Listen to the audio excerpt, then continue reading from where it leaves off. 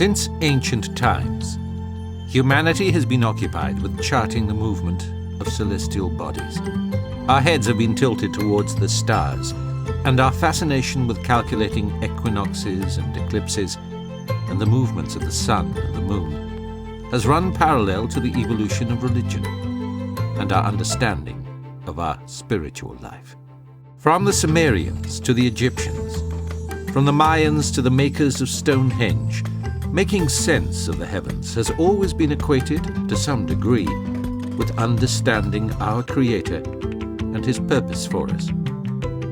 Every flowering of civilization has seen the arrival of its own particular calendar, filled with dates that mark the advent of new revelations, earthly as well as heavenly seasons.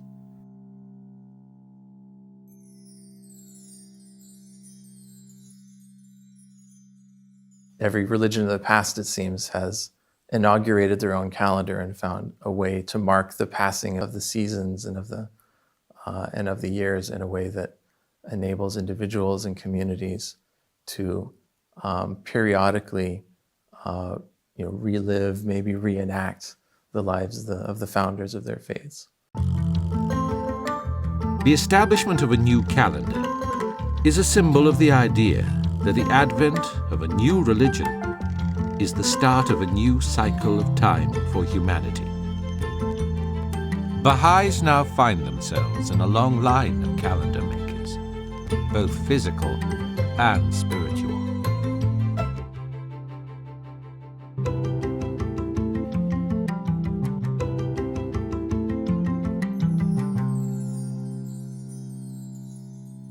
The sun and the moon, the two most obvious objects in the sky, have provided the basis of most calendars.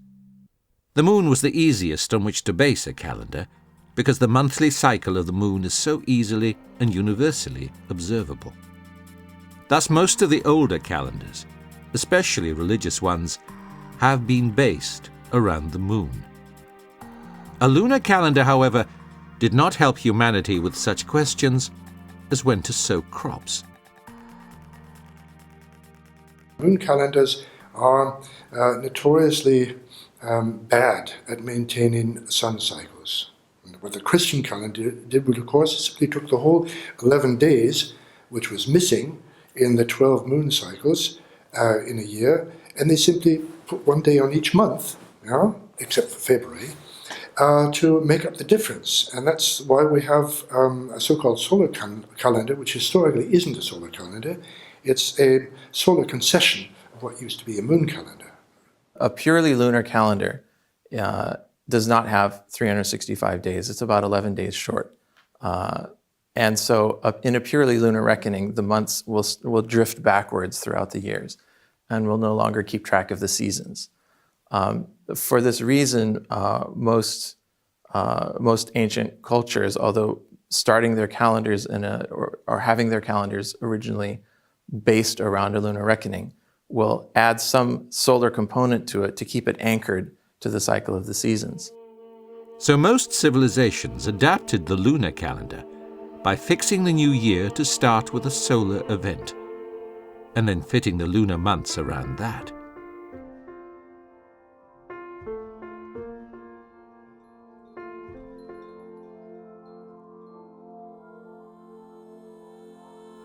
The Baha'i faith has its own calendar, symbolizing that this is indeed a new day for humanity. The Bab introduced the calendar and its broad pattern of periods and cycles, months and days.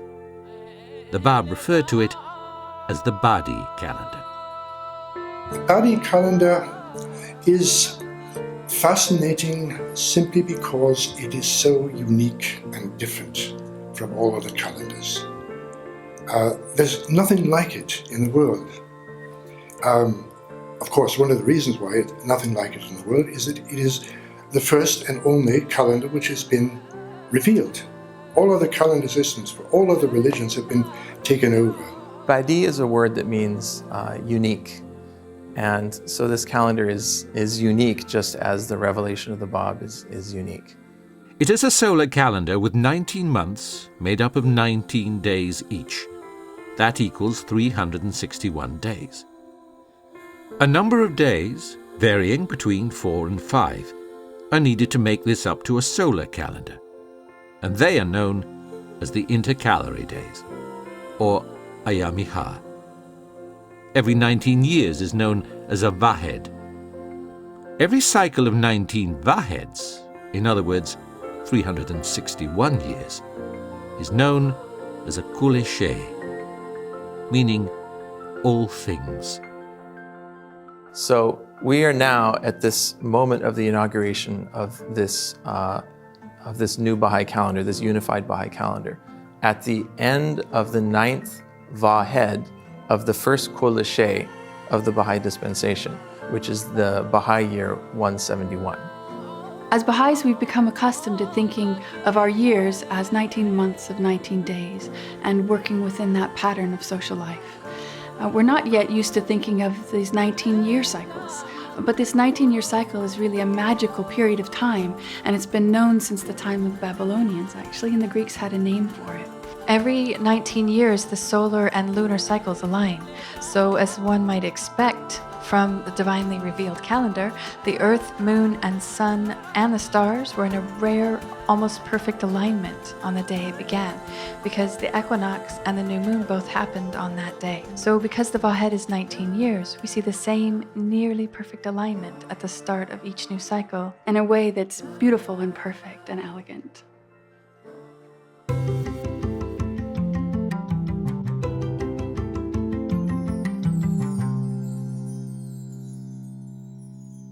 At sunset on 20th March 2015, the Baha'is of both the East and the West adopted for the first time the provisions that now unite them in the common implementation of the Badi Calendar. During his ministry, Baha'u'llah gave directions for a number of elements in the calendar that had not been specified by the Bab. Further elements of the calendar were elucidated by Abdul Baha, and arrangements for its adoption in the West were put in place at the direction of Shoghi Effendi. But certain ambiguities and unresolved matters surrounding the calendar were left for the Universal House of Justice to resolve. 3 in particular required clarification: determining the exact date of Nowruz, when to celebrate the twin birthdays of the Bab and Baha'u'llah within a solar year, fixing the dates of other holy days.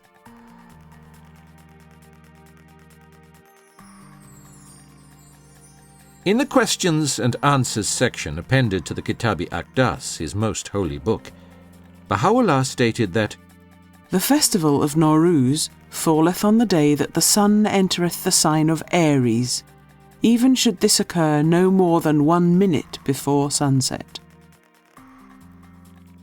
This is a reference to the spring equinox, an astronomical event which occurs at one time for all places on Earth. Given that the equinox is determined by a particular astronomical moment when the Earth is, as it passes around the sun, is not tilted towards or away from the sun, because the Earth has an intrinsic tilt to it, and at 2 points during the year, it's not tilted towards the sun, and so we know that exact moment of the equinox. But if you pick the point on the Earth to be, a point that's in the daylight or a point that's at nighttime, then you're going to end up with a different determination of what the first day of the year is. And so that's why a spot on the globe had to be picked that would determine what day the vernal equinox corresponds to. In a momentous letter dated 10th July 2014, the Universal House of Justice wrote, We have decided that Tehran, the birthplace of the Abha beauty, will be the spot on the Earth that will serve as the standard for determining, by means of astronomical computations from reliable sources, the moment of the vernal equinox in the Northern Hemisphere, and thereby the day of Nowruz for the Baha'i world. The birthplace of Baha'u'llah has thus become the new Baha'i religious meridian.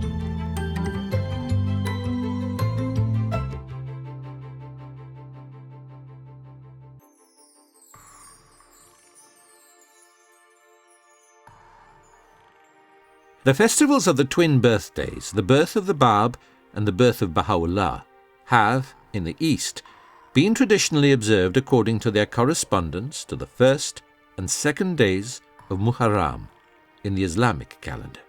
Baha'u'llah stated that these 2 days are accounted as one in the sight of God.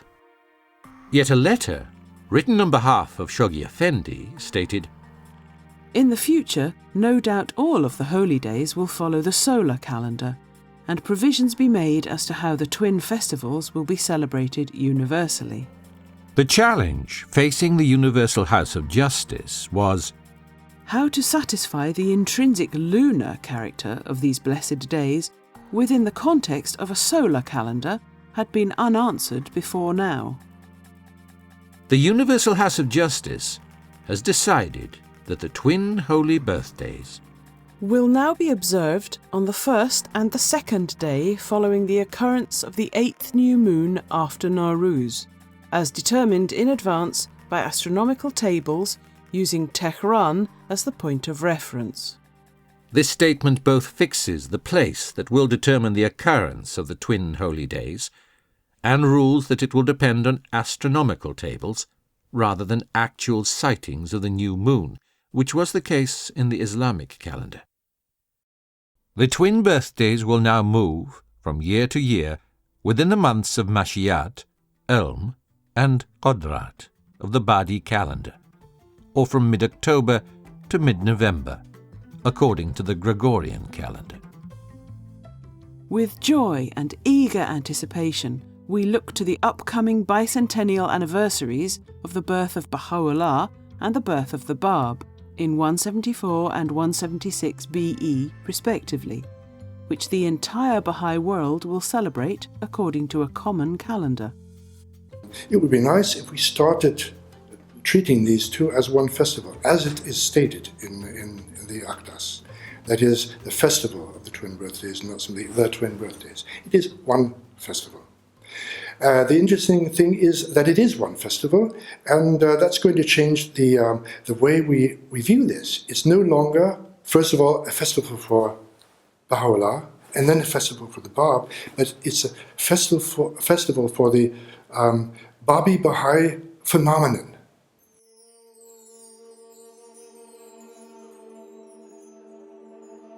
The dates of the remaining holy days will be fixed within the solar calendar in accordance with explicit statements of Baha'u'llah, Abdul Baha, and Shoghi Effendi. The start of the year in the Badi calendar is fixed by an astronomical event, and so there is no need for elaborate formulas to determine whether there will be 4 or 5 intercalary days in a given year. The Badi calendar is self-correcting and will always be aligned to the solar year. The way they implemented this calendar is in many respects ingenious. They managed to guarantee continuity both in the West and in the East as much as possible. It's a moment that's exciting for the Baha'i community because it's uniting the holy day observances of the Baha'is of the East and the West. It's exciting also because this calendar represents the uniting of religious traditions of the past. It brings together these elements, the solar and lunar elements, this element of the celebration of Nowruz, which are features of religious dispensations of the past. So this whole moment of the inauguration of this new calendar is exciting for these reasons. It's so exciting to be alive at this moment when the calendar is universally adopted and the Baha'is of the world celebrate the holy days at the same time. It's a privilege that only this generation of Baha'is get to experience. The adoption of a new calendar in each dispensation is a symbol of the power of divine revelation to reshape human perception of material, social, and spiritual reality. Through it, sacred moments are distinguished, humanity's place in time and space reimagined, and the rhythm of life recast. Next Nowruz will mark yet another historic step in the manifestation of the unity of the people of Baha and the unfoldment of Baha'u'llah's world order.